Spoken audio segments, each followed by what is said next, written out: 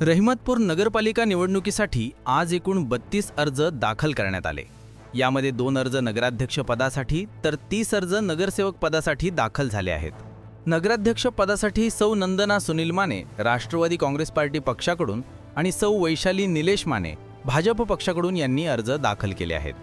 प्रभागनिहाय दाखल झालेले अर्ज पुढीलप्रमाणे: प्रभाग क्रमांक 1 अ मधून काजल गणेश घोलप राष्ट्रवादी काँग्रेस पार्टी पक्षाकडून आणि मयुरी विकास तुपे भाजप पक्षाकडून।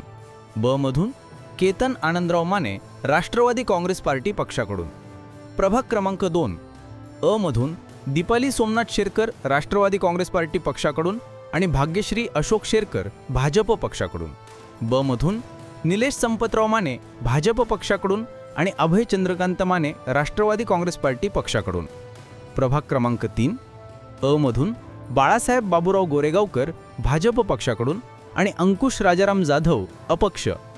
ब मधून सुप्रिया मनोज कुमार माने भाजप पक्षाकडून। प्रभाग क्रमांक 4 अ मधून काजल बाळासाहेब माने राष्ट्रवादी काँग्रेस पार्टी पक्षाकडून आणि विजया कल्याणराव माने अपक्ष। ब मधून बेदिल उत्तमराव माने राष्ट्रवादी काँग्रेस पार्टी पक्षाकडून आणि संग्राम नारायण माने अपक्ष। प्रभाग क्रमांक 5 मधून अ मधून शैला शंकर भोसले भाजप पक्षाकडून आणि हसीना आसिफ डांगे राष्ट्रवादी काँग्रेस पार्टी पक्षाकडून। ब मधून अमर शिवाजी काटे राष्ट्रवादी काँग्रेस पार्टी पक्षाकडून आणि धनंजय मुकुटराव पवार भाजप पक्षाकडून। प्रभाग क्रमांक 6 अ मधून नाना एकनाथ राऊत भाजप पक्षाकडून आणि महेश साहेबराव मदने राष्ट्रवादी काँग्रेस पार्टी पक्षाकडून। ब मधून वनिता सतीश भोसले भाजप पक्षाकडून। प्रभाग क्रमांक 7 अ मधून किरण काशीनाथ गायकवाड राष्ट्रवादी काँग्रेस पार्टी पक्षाकडून आणि सूरज अनिल गायकवाड भाजप पक्षाकडून।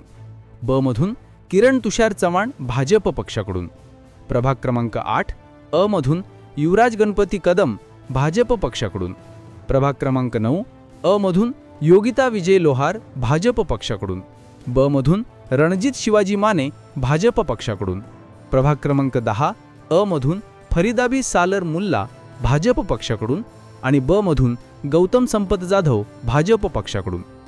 आजचा अर्ज दाखल प्रक्रियेनंतर रहिमतपूरमधील निवडणूक लढत अधिकच रंगतदार झाली आहे।